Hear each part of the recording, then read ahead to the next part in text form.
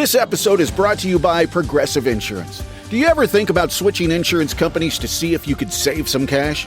Progressive makes it easy. Just drop in some details about yourself and see if you're eligible to save money when you bundle your home and auto policies. The process only takes minutes, and it could mean hundreds more in your pocket. Visit Progressive.com after this episode to see if you could save. Progressive Casualty Insurance Company and Affiliates. Potential savings will vary. Not available in all states. Thursday Night Football is on, and it's only on Prime Video. This week, an AFC rivalry ignites as the Miami Dolphins battle the Buffalo Bills in a heated division showdown. Coverage begins at 7 p.m. Eastern with football's best party, TNF Tonight, presented by Verizon.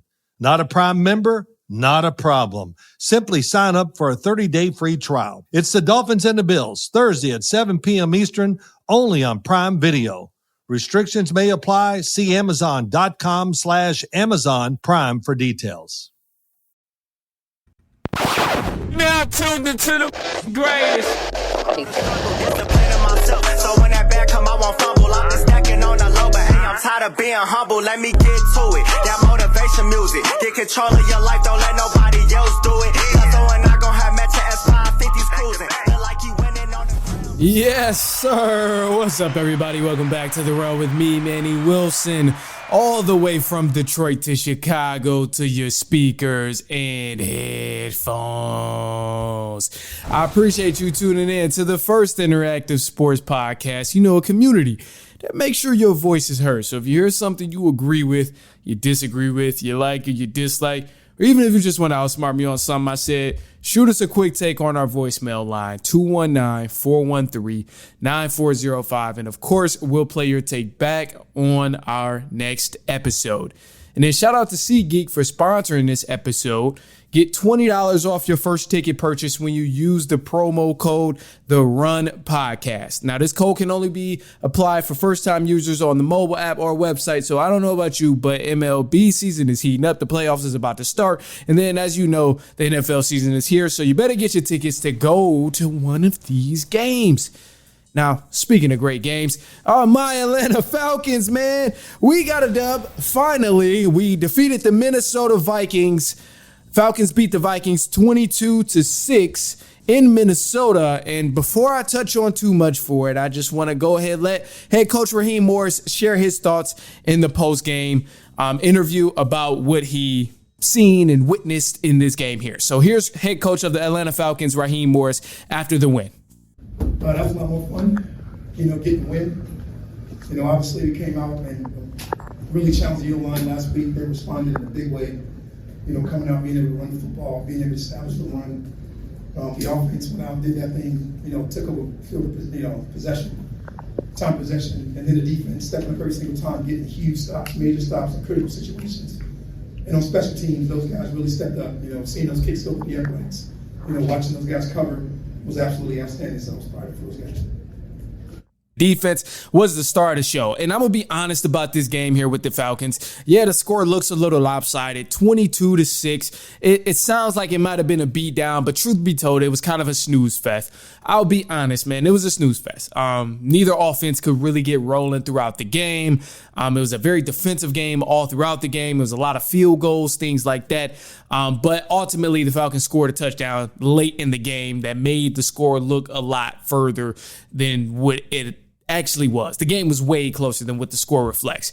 But anyway, man, the defense stole the show here. I was very proud of the defense. I was very, very excited watching the rookies show up big on this defense and the way the defense stood tall all together, man, because, man, I tell you, I'm going to just throw a couple stats your way to kind of prove of what this defense did all together. But aside from me telling you the rookies showed up big, the vets on the defense stood tall as well, and they were very commanding on the defensive front and just sending in great blitz packages and all of these different things. But the thing that really made me most proud of this Atlanta Falcons team defensively is the fact that the Falcons generated pressure on 53% of the dropbacks from J.J. McCarthy. This is the highest rate in pressure in over 5 years with the Atlanta Falcons, man. This is unheard of. I personally it's been a long time. I think it was 2018, the last time they've generated this much pressure on any quarterback in the NFL. The Falcons defense also had 6 different pass rushers that had 3 or more pressures in the game. Ultimately, this led to 6 sacks defensively, 2 interceptions, both coming from the rookies, Billy Bowman Jr. and Xavier Watts. And then we had 4 turnovers that we forced on the Minnesota Vikings. And ultimately, as you know, we only allowed 6 points. So this was a flawless game for the Atlanta Falcons defensively, man. I loved every second of what I seen defensively. There was a lot from Jeff Albrecht. I want to give him his credit as well, with him adjusting from zone to man coverage, especially after our corner went down. That was a big toe. So, obviously we got to worry about guys like Justin Jefferson over there. So to me, it was huge to see the adjustment of pressure, still getting pressure, still sending blitz, but just not being greedy with it.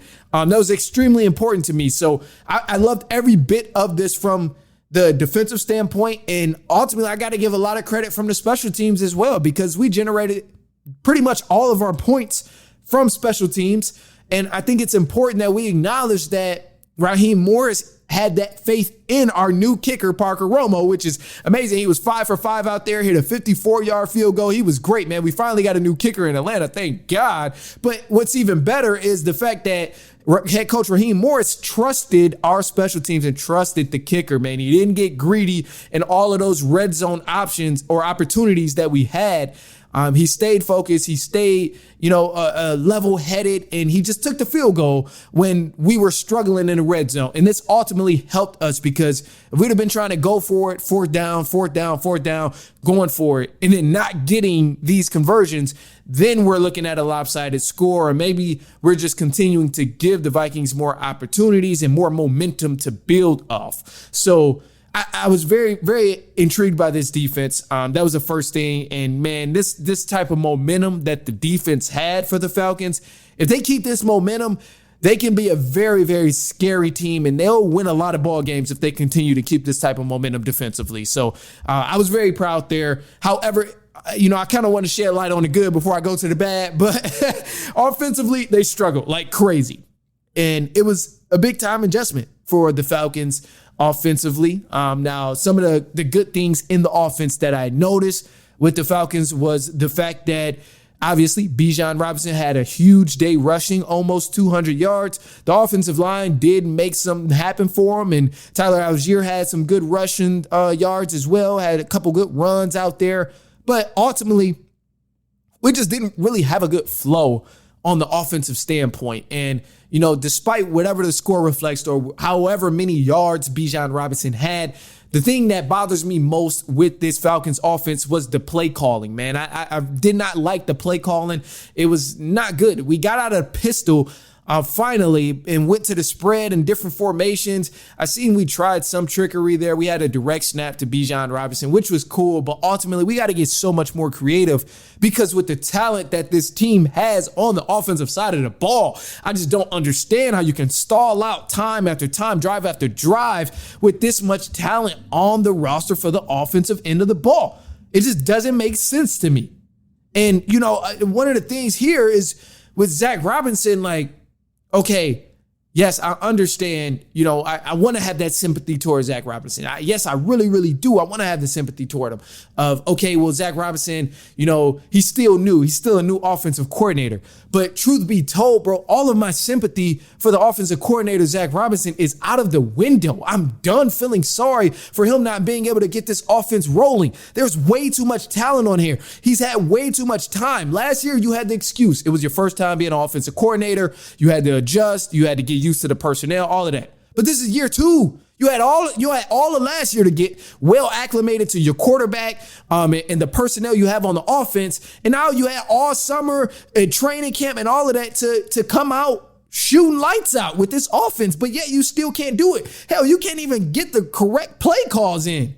And to me, it was bothering me, aside from the play call that Zach Robinson had with the Falcons, the fact that you were putting Michael Penix Jr. in such a bad situation, giving him play calls when it was 15 seconds left on the clock. Like, what are we doing? How do you expect a guy like Michael Penix Jr. to read? How do you expect any quarterback, not just Michael Penix Jr., how do you expect any quarterback to read a defense that's shifting, that's constantly giving you stunts like the Vikings defense does, and you're giving the play call with him giving him no time to read the defense?